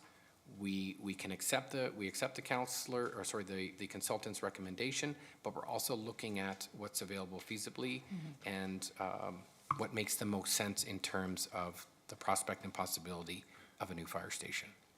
Thank you very much. You're welcome. Thank you, Councillor Hamner. Over to Councillor Bodley. Thank you, through you, Mayor McCabe. Thank you for that question, by the way, Councillor Hanmer, appreciate that. My question is about the remodeling of Station 2, presuming that that is the direction that we head in, and just noting that particularly Station 2 has a secondary function as a community gathering space and for a host of the neighborhood association and for community events and things like that. And noting that if there were any sort of significant changes that were going on at Station 2, that it would likely raise some curiosity from the community at minimum. And I'm wondering what sort of, once we get to the stage where we've made a decision there, what sort of, if not public engagement, sort of public education about what is happening on the site could go forward. The possibility of maybe having an open house or something like that would showcase sort of what the changes are that are going on, that maybe sort of leans into the education recommendation at the same time. And any thoughts that you have on that? Through you, Chair McCabe, to Councillor Bodley, great question. Similar to the Fire Master Plan itself, one of the aspects was public engagement and getting their feedback. Subject to Council's approval, if we do the double occupancy at Station 2, great opportunity to engage the public, let them know what we're doing, what we're up to, what it looks like, take advantage of the public education aspect as well. But that would mean working very closely with staff, with council, in particular yourself and in that particular ward, to really mirror some of the processes and programs that have happened within the city when something like this is introduced that's of interest to the public and good things going forward. So would absolutely welcome that and see that as a great opportunity. That's awesome. Thank you, Chief. And yeah, I would encourage, once we get to that stage, to connect with communications and sort of figure out the best way forward there. My second question is about recommendation number 4. So recommendation number 4 speaks to the data piece and sort of performance and outcome measurement, and is really talking a lot about efficiency around medical incidents, and you alluded to automatic fire alarm and carbon monoxide alarms, and it also talks about traffic incidents as well too, and it alludes to some of the potential efficiency measures that might emerge from the collection of that data, things like reducing the number of officers that attend certain calls, right-sizing certain equipment, and even reducing the size of trucks in certain scenarios. And I note that that's obviously a lot of work that needs to be done there, but I'm curious if you can provide some feedback, A, on any of those things that have come up in the past from an emerging sort of where things are headed in terms of fire prevention. Any preliminary thoughts you might have on that, as well as how council will sort of be kept in the loop on any efficiency type changes that might go forward therein. Through you, Chair McCabe, to Councillor Bodley, thank you for your question. So we're talking about performance and outcomes. Great question with respect to. So at present, there's a number of things that we are doing and have done that speak to this, and we look forward to continuing making decisions in this same way as a consultant has recommended. So with respect to truck sizes and so forth, we have a current RFQ with respect to purchasing new vehicles, again, subject to council's approval with respect to. The opportunity for small trucks is something that is there and on the horizon. One of the changes that are coming as early as next year is changing the way we respond to rescue type calls and specialized response as well. It's going to be station based out of various stations and so forth. In the, I'm going to say, I think it was the early 90s or so, there was significant reform through the social contract, and one of those things created reductions in the fire service just a little bit before my time. And at that time, the insightful fire chief at the time, Max Hussey, he converted our vehicles. We had fire trucks and we had a rescue vehicle, and the fire trucks didn't perform rescue. They responded to fires and motor vehicle collisions, and actually they didn't respond to motor vehicle collisions, pardon me, in general terms, but they had a rescue truck exclusively that they used for rescue. And what he did is he turned those vehicles into pumper rescues. That has created a significant efficiency, in particular something that Waterloo can be proud of with respect to. It does have its challenges today, however, with increased call volume and the need for specialized rescue that we're seeing. But what we're doing is looking at creating efficiencies in that particular area.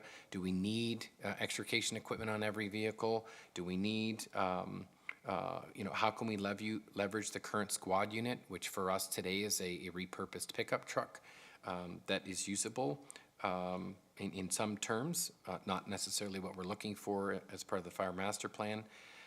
But that is a use of a smaller vehicle, lower fuel cost with respect to more efficiency and response and so forth, which will help potentially help fire underwriter survey ratings when we, if we are able to enhance response capacities. I'm going to come back to that momentarily, but basically, the details will come through assessment of data and staffing models. I have shared my concern with making such changes as it pertains to public and firefighter safety, with making changes in those particular areas, but the data will help us with such decisions going forward. And I have to say, too, to your question, Councillor Baudelaire, the greatest opportunity, in my opinion, toward efficiency, savings, and effectiveness comes from the recommendations themselves as they pertain to staff and equipment, which will give us an opportunity. What we ask the consultant from the forefront is that we want to fix the base. We want to innovate, but first we want to fix the base. This is the minimum of what we're looking for, and that is actually seen in the recommendations with respect to. It is then, in my opinion, that we can start to really innovate and look for these opportunities and do something about the risks in this way, while also trying to create efficiencies with respect to. The other hidden areas to this is that enhanced public education, enhanced training create efficiencies in the sense that the goal is that no fire happens, no truck rolls, no truck moves, and so forth.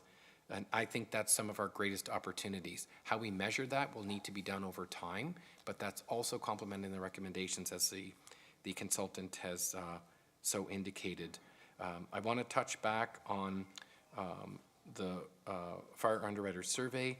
There's a whole host of areas that we can, subject to the next review with Fire Underwriter Survey, that we can share. Here's what we've done since, here's where we're headed, here's the potential timelines. And although we can't control what Fire Underwriter Survey does, our goal at this point is to at least maintain our rating, to not go in the wrong direction, but to, as soon as possible, move in the direction where potentially insurance rates are lowered. We can't control that. It is proprietary to Fire Underwriter Survey how they do that. And lastly, I'll say what we have done and will continue to do is cooperative purchasing with other departments. We've cooperatively purchased SCBA, which is the air tank that staff wear, with personal protective equipment, the coat and pants and equipment that our staff wear, and specialized equipment. So I hope that answers your question. I want to reassure what we are doing, where we're going, and where the greatest opportunities lie, in my opinion, once again, are the recommendations to really flourish in the way of innovation. That's great. Thank you, Chief. And I appreciate this sort of broader conversation about efficiencies. And just for clarity, when you talk about efficiencies, oftentimes in a business sense, I think it gets misconstrued as, where do we find dollar savings? But the reality of efficiencies is delivering better service to your customers. And in the instance of the fire rescue service, we're talking about the safety of our community. And that should be the focus of the forefront of everything that we're doing when we're talking about efficiencies. And I just wanted to make that clear. But thank you for the response. Agreed. Thank you. Excuse me. Thank you, Councillor Bodley. Other questions from Councillor? Councillor Freeman. Through you, Mayor McCabe, lots of questions have already been answered, so a lot of what I was thinking about has been answered. But in your presentation, you said it's your hope that call volumes can be reduced by, I think you said up to 50%. That seems like an absolutely huge number in my mind's eye. And I appreciate research and use of data and considering different ways in which you want to respond, whether it's full, pumper rescues or smaller vehicles. But if that call volume doesn't change, where does that put us? Through you, Mayor McCabe, to Councillor Freeman, just as a point of clarity, it is not my hope that it's reduced by 50%. Having been a former paramedic, I truly know and understand the value of emergency medical response. So just want to make that a point of clarity. My apologies if I said something otherwise with respect to. So what I've shared in the presentation was what we are already prepared to do and look at if there is a potential reduction up to 50% of calls. We know that, for example, that's just a projected point right now, and there's other communities that haven't been impacted so significantly, subject to their agreements at a local or regional level. So we know what we're going to do. If it is reduced, we will balance that scale to ensure that all priorities are met to the best of our ability with a focus on response first. If that doesn't change, not unlike any other call types that are increasing in the city, last year we saw 9,200 calls. The year before, COVID aside, that did skew calls and so forth, but we were trending around 5,000 to 6,000 calls. We saw a significant increase in calls and so forth. We know that there will be continual pressures. We feel, however, that based upon the recommendations, that we will be positioned in the future, regardless of whether there is a reduction in medical calls or not, and will respond accordingly with respect to the staff that we have. It goes without saying, too, that there will be a need. The first thing we will do, subject to council's approval, is build a project plan that goes along with the fire master plan, so that when the initial work isn't done, that somewhere, somehow, there's a plan that it isn't forgotten and not just a symbol. That, coupled with the use of data and so forth, and instilling that in staff for the future with respect to, I believe we will have the answers.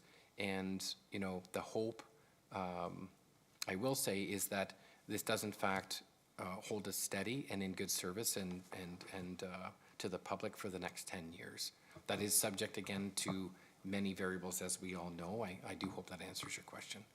Yeah, thanks. My apologies if I misheard you. It was probably me. Oh, no, it was probably me.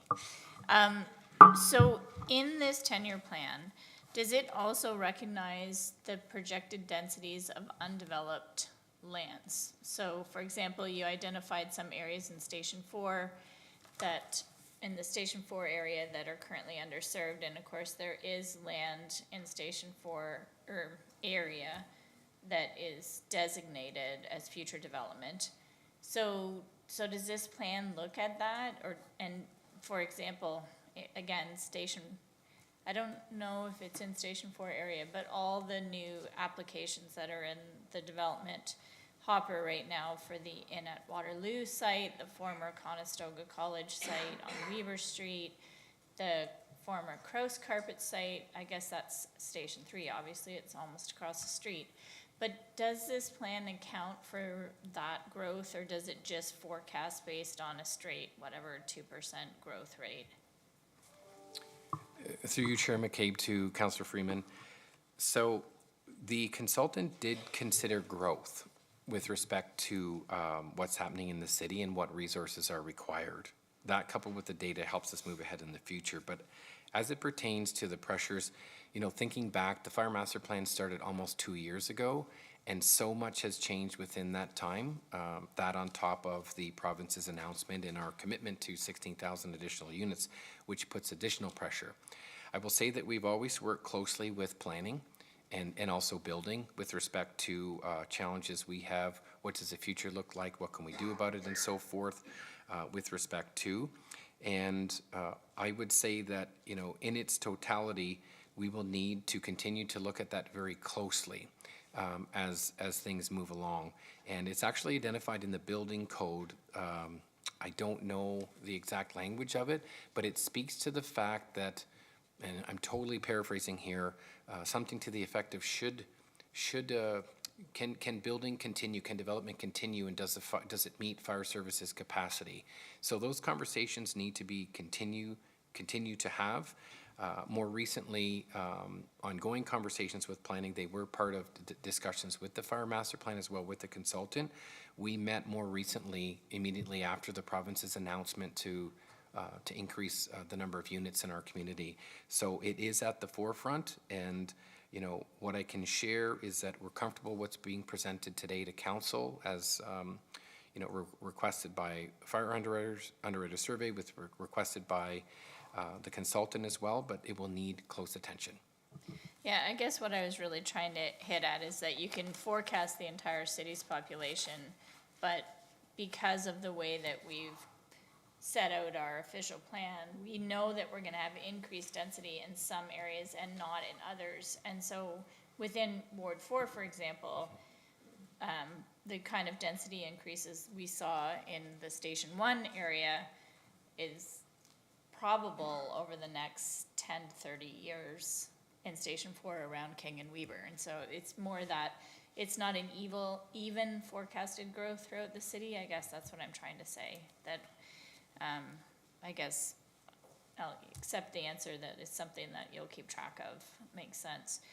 And with regard to the fire underwriter survey rating, I was trying to find our previous number to get a sense of the trend, whether it's going up or down right now, or if it stayed the same. Did I miss it in the report?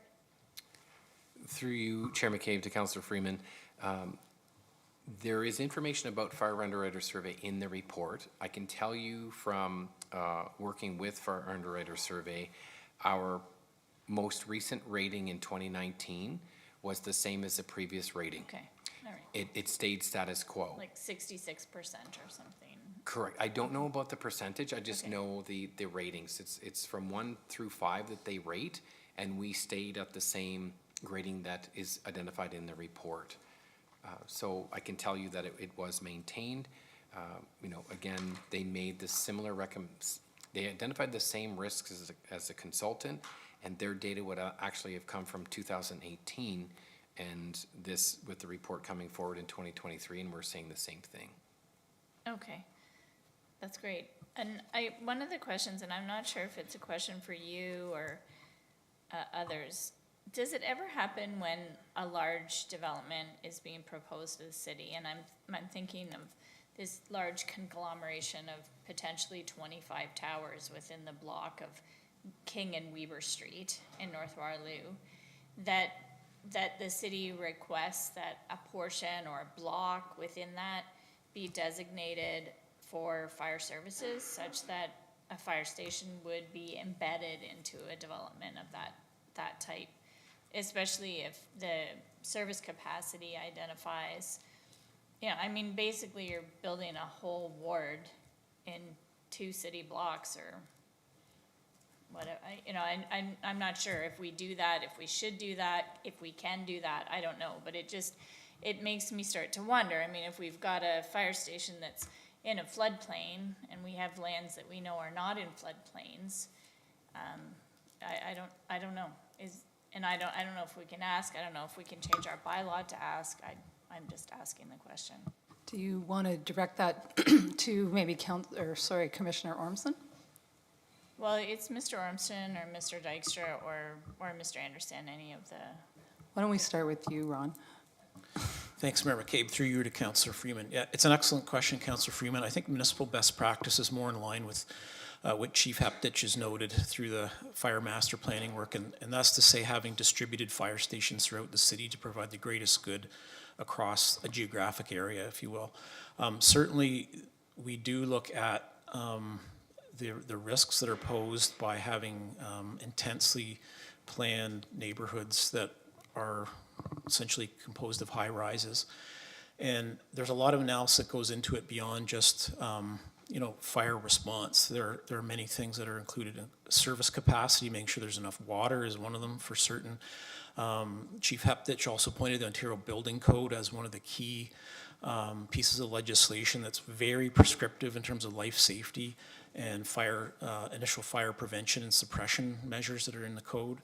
But in terms of placing an actual fire station within a planned development like that, such as that they do have in Europe, I'm aware of some of those cases. We're not there yet in terms of the way our system is set up. It's good food for thought, and I'd certainly be willing to take it offline with the chief to talk in more detail, but As I said, the current model is more conventional in terms of where the actual response stations would be set up. Thank you. Thank you, Commissioner Ormson. Did you have any other questions? Nope, you're good? Okay. Did I see your hand, Councillor Rowe? No? Oh, thank you very much. Just a couple of quick questions from me then. Most of the ones that I had have been answered, so thank you, Council, for asking so many good questions. I guess a couple of quick comments. Just on the point that Councillor Roach was making regarding diversity, just would encourage you to, check in with our READY team as well as, the other associations that you work with to see what recommendations they may have for increasing the diversity of our fire services. And the data analysis piece, I think that Councillor Hamner brought up, I think that is really, really important to get that information and really to have a thorough look at it to really inform what we're doing. So I'm really glad that that's happening.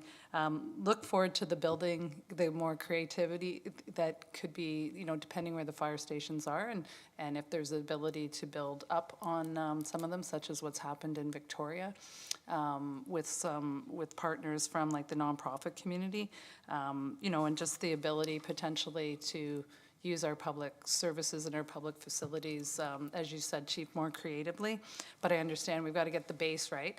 And then just questions, a couple of questions that I have is around, I'm really interested in what was said about prevention, and obviously that's really, really key for, fire or, pick a service.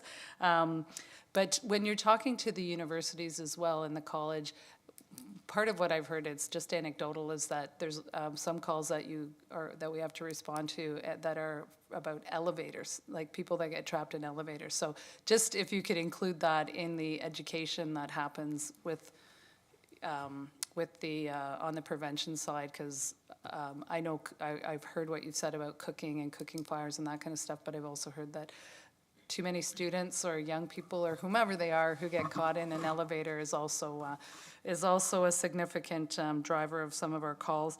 And I'm wondering, so my question around the prevention piece now is like, because it notes in the report that once you've hired the new recruits and that you have to do additional training on prevention, if I got that right. I'm just wondering if there's any work that's being done to work with the colleges or where the firefighters are, where their main training's happening, if that could be incorporated, if there's any advocacy or discussion that's happening at that level to incorporate it directly into the training that occurs, partly because it takes the burden off of the local service, right? And then it also makes sure there's real consistency across the province. So I don't know if there's any work that's happening on that front.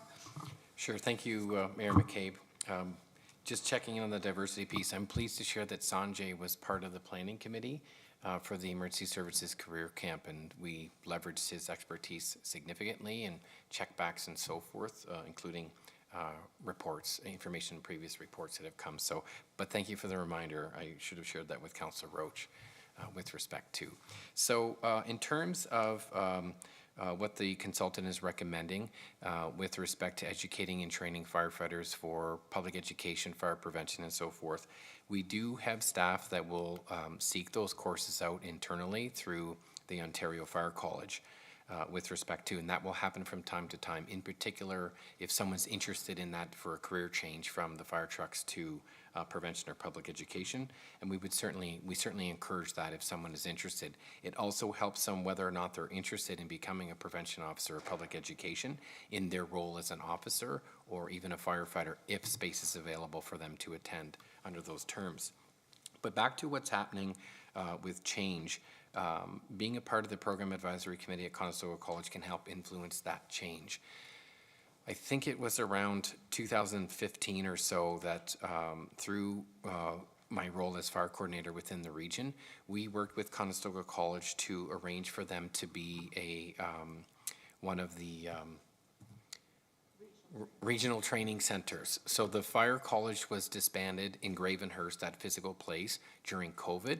We knew that was probably coming. We didn't know for sure. So we worked with the college for them being the academic authority in our community at a college level with the program for them to actually become that regional training center. So Conestoga College is actually I'm going to say a registered training center and as an extension of the Ontario Fire College, which means they can offer those courses.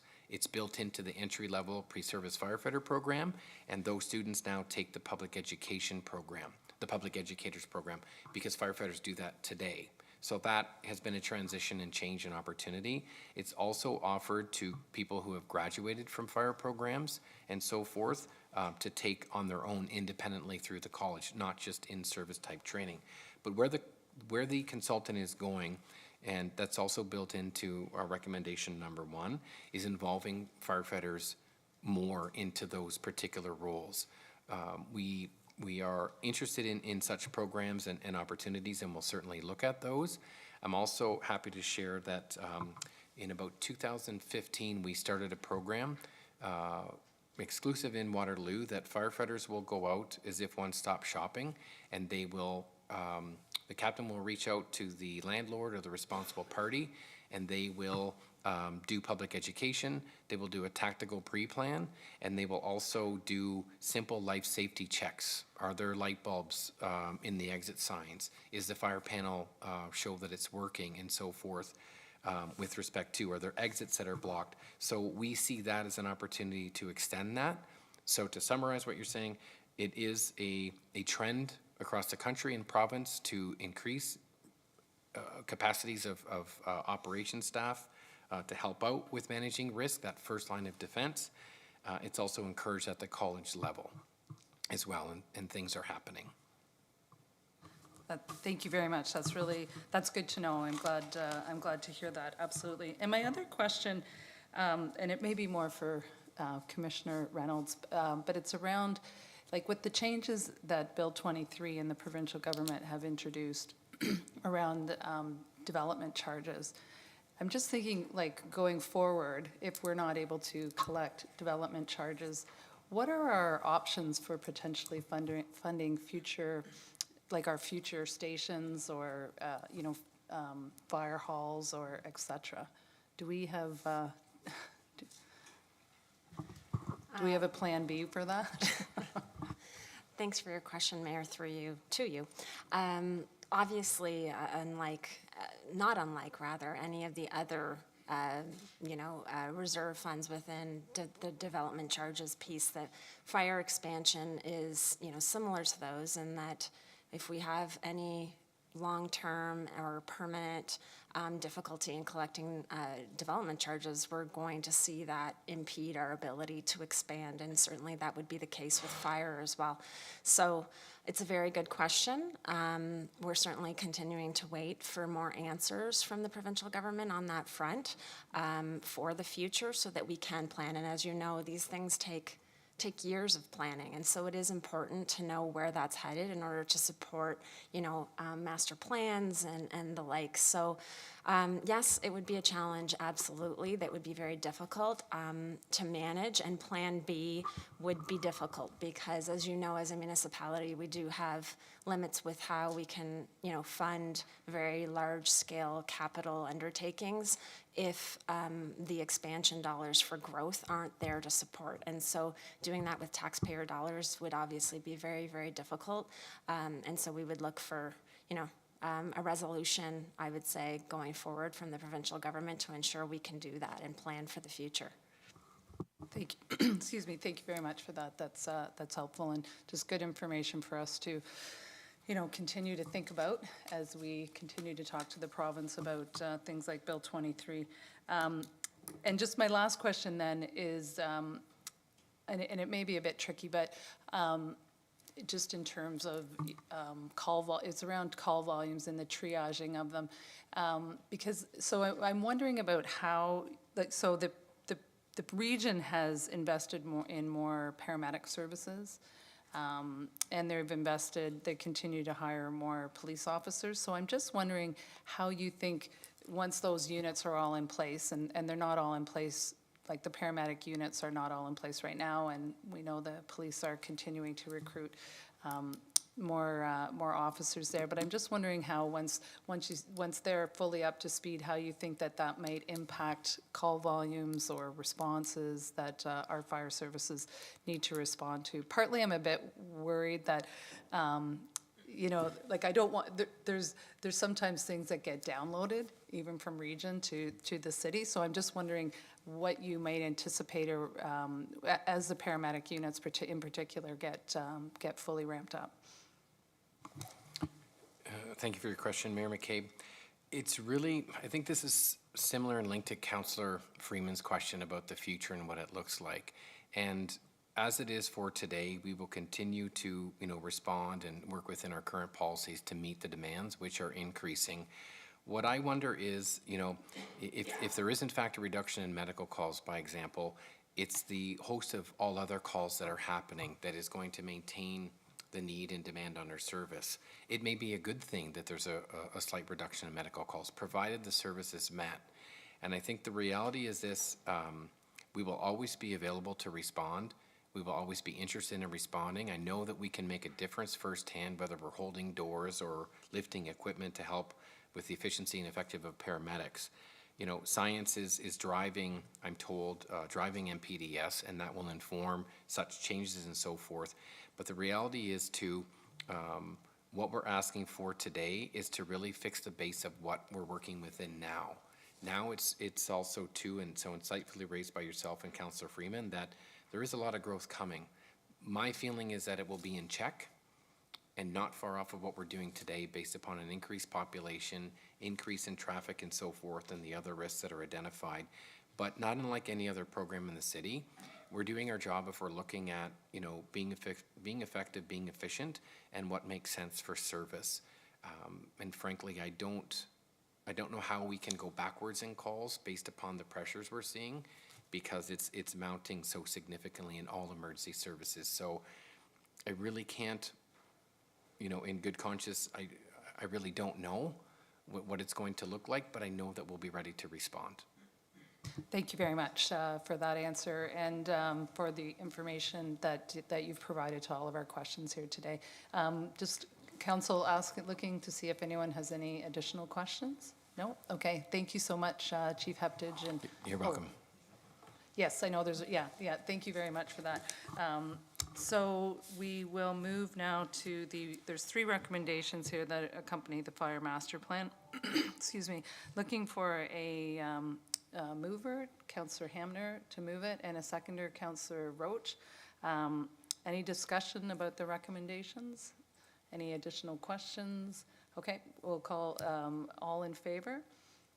That is carried. Thank you very much. Thank you very much again, President Overgaard, Chief Heptage, and the rest of the fire service, deputy chiefs, assistant deputy chiefs, fire staff that are here.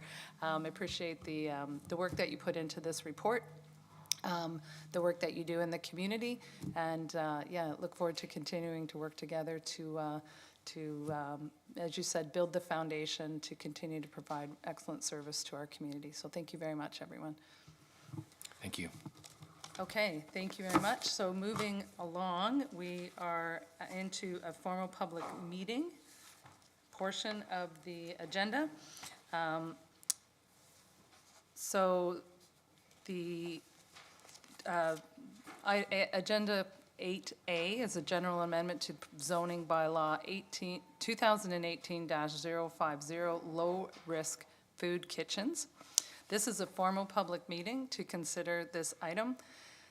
Any persons who want further notice of this application, including the passage of any bylaw, should sign the appropriate register in the binder located at the desk at the rear of the council chambers.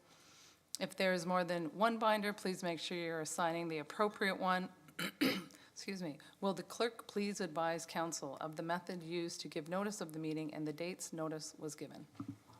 Notice was advertised in the KW Record on October 26, 2023, and mailed or emailed on October 24th to public agencies. No informal public meeting was held. Thank you very much. And we have planner Amanda Wazinski will now give a brief overview of the application. I hope I got your name mostly right, Wazinski? Okay, thank you very much. Over to you, Amanda. All right, thank you, Mayor McCabe, and good afternoon, members of council. Staff have prepared a general zoning bylaw amendment to introduce home low-risk food kitchens as a permitted home occupation subject to regulations. Through the process of preparing regulations, staff have had discussions with building, emergency services, public health, and the Small Business Center, who have all contributed to this undertaking. In regards to background, the City of Waterloo's zoning bylaw was approved by council on September 10th, 2018, and staff have initiated general amendments to reflect updates to provincial legislation and also to create efficiencies within the zoning bylaw. The proposed amendment would represent the fifth set of amendments to the current zoning bylaw. And then in regards to the purpose of the general amendment, it is to introduce home low-risk food kitchens as a permitted occupation, such as a home bakery in a secondary kitchen. This would reflect recent provincial legislation changes and trends in economic development. Currently, secondary kitchens are not permitted within the City of Waterloo due to historical concerns related to unregulated student housing, but however, recent provincial legislation changes have been implemented.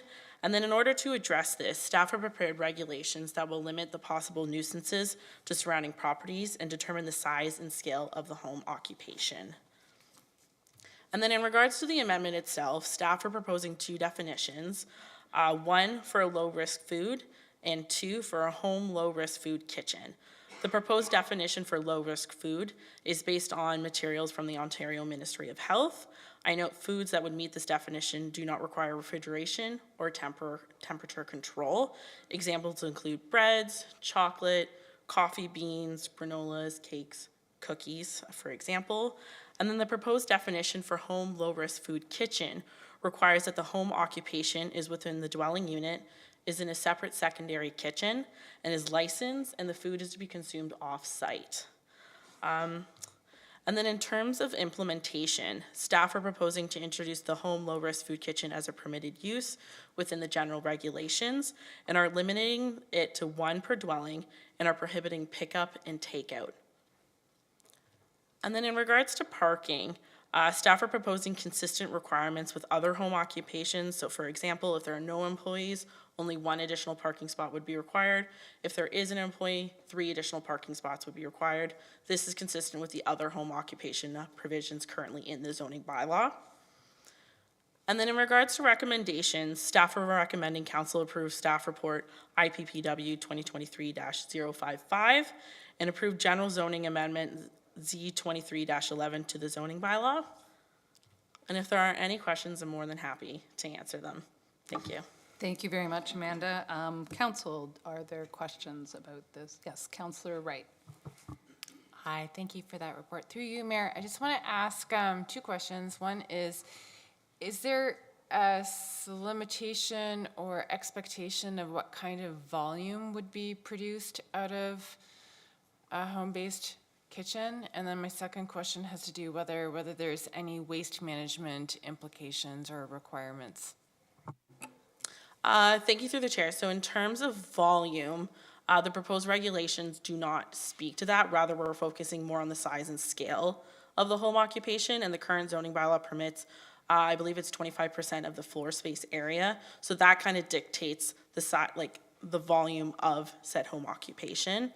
And then in terms of waste management, the current provisions wouldn't speak to that. I'm not sure if Joel has anything to add to that provision or question. Thank you. Mr. Cotter, over to you. Through you, Mayor McCabe, to Councillor Wright. We don't specifically regulate that item within the zoning bylaw, but one of the strategic pieces that are written into the bylaw is the requirement for licensing. So through the licensing program, which is more nimble than zoning, we can address matters such as waste and other items that may arise from time to time through the licensing program. So that's the strategy that staff have taken with respect to this matter. Thank you for that. Thank you very much, Mr. Cotter. Any other questions? Councillor Rowe. Through you, Mayor McCabe. Thank you. I'm just curious if you have any information about the region's health inspections and what that would look like, and does that happen regularly? Thank you through the chair. So I'm not too familiar with the actual health inspection process. I did speak to representatives at Public Health, and they did say when someone applies for the license of this home occupation, that's when they would get triggered and go through their own process that's already established. Did you have a follow-up? No, okay. Thank you very much. Question from Councillor Bodley. Thank you. Through you, Mayor McCabe. Maybe I just have fire on my mind, but we literally just heard from the fire master plan that cooking fires are the #1 cause. I know you noted that you connected with emergency services. Was there any comments on fire, or is there any sort of feedback that we can provide to folks who are applying for one of these licenses around fire safety, and could that be part of sort of the education piece that we were talking about in the previous item? Thank you through the mayor. So I did connect with emergency services as I drafted the regulations. They did note that through the licensing process and through the building code itself, kind of their emergency requirements would already be covered. But I'm happy to have further discussions with them should be. Yeah, I'll leave it with you. I think maybe there's something there from a education perspective that the fire service might be interested in providing to folks who are doing this. But thank you for all the work on this. I know there have been folks in my ward who have been eager for this amendment to come forward. So thank you for all your work on it. Thank you, Councillor Bodley. Any further questions, Council? Okay, seeing none. Thank you, Amanda. Is there anyone present who wishes to speak to this application? Seeing none. If there are no more delegations, then this formal public meeting is concluded and the application is now open to council for a motion and for debate. Is there anyone who would like? Councillor Roach. Motion to approve application. Okay, moved by Councillor Roach. Is there a seconder? Councillor Freeman? Did you have a comment as well? Okay. Well, do we need to read Yeah. Okay. Whereas council has considered all written and oral submissions from the public and stakeholders, and whereas council has considered the professional opinions of planning staff, therefore let it be resolved that council approve report IPPW 2023-055, that council approve zoning bylaw amendment Z-23-11, general amendment to zoning bylaw 2018-050 for low-risk food kitchens as set out in the Schedule A to IPPW 2023-055. Thank you, Councillor Roach, and that's seconded by Councillor Freeman. All in favor? That is carried. Thank you very much. Thank you again, Amanda and Joel. So that concludes the staff reports. Moving along, there's no notices of motion from a previous meeting, no communications and correspondence, no unfinished business. Council, do you have any questions? Seeing none. Any new business? Well, there is one item of new business at regional. There will be a regional all-council closed meeting for education and training on December 8th, 2023 at 1 o'clock. Oh, we need a motion for that. Okay. I need, okay. Motion moved by Councillor Hamner, seconded by Councillor Bodley. All in favor? That is carried. Any other new business? Yeah, Councillor Hamner? Thank you very much. The Westvale Association held their, I think they're going to end up with 2 skating events this year, but they held one at Albert McCormick this past weekend. And just a shout out to all of the staff at Albert McCormick. The event was very well received and very well attended, and the staff were amazing in helping them out. So thank you very much for that. And thank you to the Westvale executive for organizing the event for the community. Councillor Rowe. Through you, Chair. Yes, I just wanted to mention that the May Court Christmas Dreams raffle is on at Conestoga Mall, and that kicked off on Wednesday morning. I think it was Wednesday. I was there early, so I'm not sure. But it was fantastic, and they have amazing prizes, beautiful trees. So if you haven't been, I recommend that you go and support May Court, who then support women and children in our community, and this year they are supporting Kids Ability as well as Grand River Postpartum Wellness Program, and there's another one, and I'm sorry I forget. So that is really worthwhile. And I also wanted to mention that on Saturday, the KW Titans partnered with the YMCAs locally and the food bank, and they were collecting food and giving away tickets to their games. And that was really a lot of fun. So they were sort of spread out across the community. So they really did a great job. Thank you, thank you, Councillor Rowe, and thank you for attending as in your role as acting mayor. And yeah, that sounds like the Titans were doing a 5-city challenge, so hopefully they were successful in raising food and talking about basketball. Other comments, questions? Councillor Wright. I just want to share that this past week, the Waterloo Public Library approved their new strategic plan. So that will be, they're going to do some graphic design and it'll be made public soon.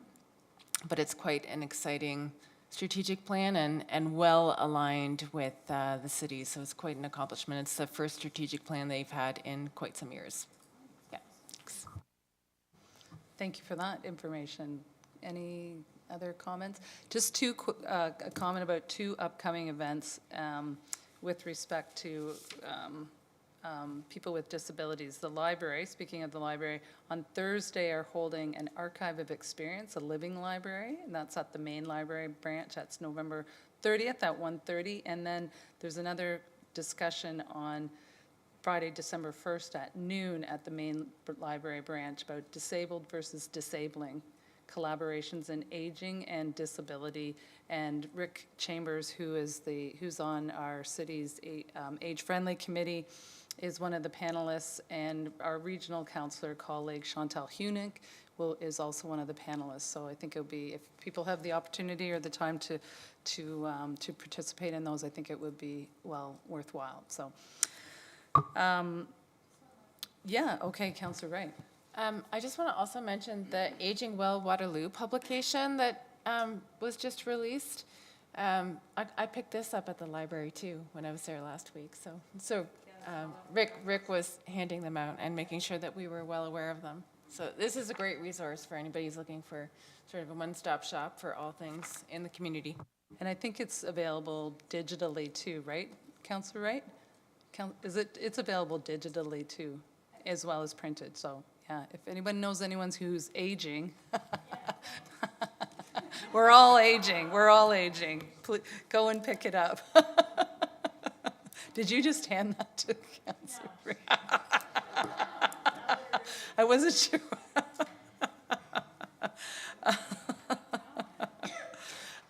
Not too subtle. Okay, so we're, any other new business that people want to mention? Sorry? Oh, yeah, go ahead, Councillor Rowe. I'm sorry, and forgive me if you've already mentioned it, the lighting of the Christmas tree is this Friday, December 1st, yes? Okay, yes, okay, good, Waterloo Town Square, and I believe there's a market, and also the lights are on at Waterloo Park, so that was a lot of fun on Saturday night. It's December already, my goodness. And then, yeah, okay, that is this Friday. Wow, thank you for the reminder. I hardly know what's in my calendar some days, but yeah, look forward to seeing you and others out there for that. And yeah, I just quickly will say that I was away for about a week ago for an economic development mission to Germany with my colleagues from the Mayor of Cambridge and the Mayor of Kitchener, as well as a member of our economic development staff, and we went to engage with businesses in Germany who have made investments in the city of Waterloo, and it was a really fantastic opportunity to meet them, meet senior leaders and owners of those companies, and have a face-to-face discussion about challenges, answer questions, just share about how our community is growing and changing, and to triage some ways where we can support them and certainly encourage them to continue to invest in Waterloo. So really great conversations and discussions, and I'm sure there's an update coming, I think, on Thursday from Waterloo Economic Development with some more information. But yeah, it was a great opportunity, and just appreciate staff who supported me and the rest of elected officials who went over there. And thank you to Councillor Rowe for being the acting mayor in my absence. Okay, so moving on to the enactment of the bylaws. We need someone to, a mover, Councillor Bodley, and a seconder, Councillor Freeman. All in favor? That is unanimous. Adjournment. Councillor Rowe and seconded by Councillor Hanmer. All in favor? That is carried. Thank you very much, everyone. Have a great evening.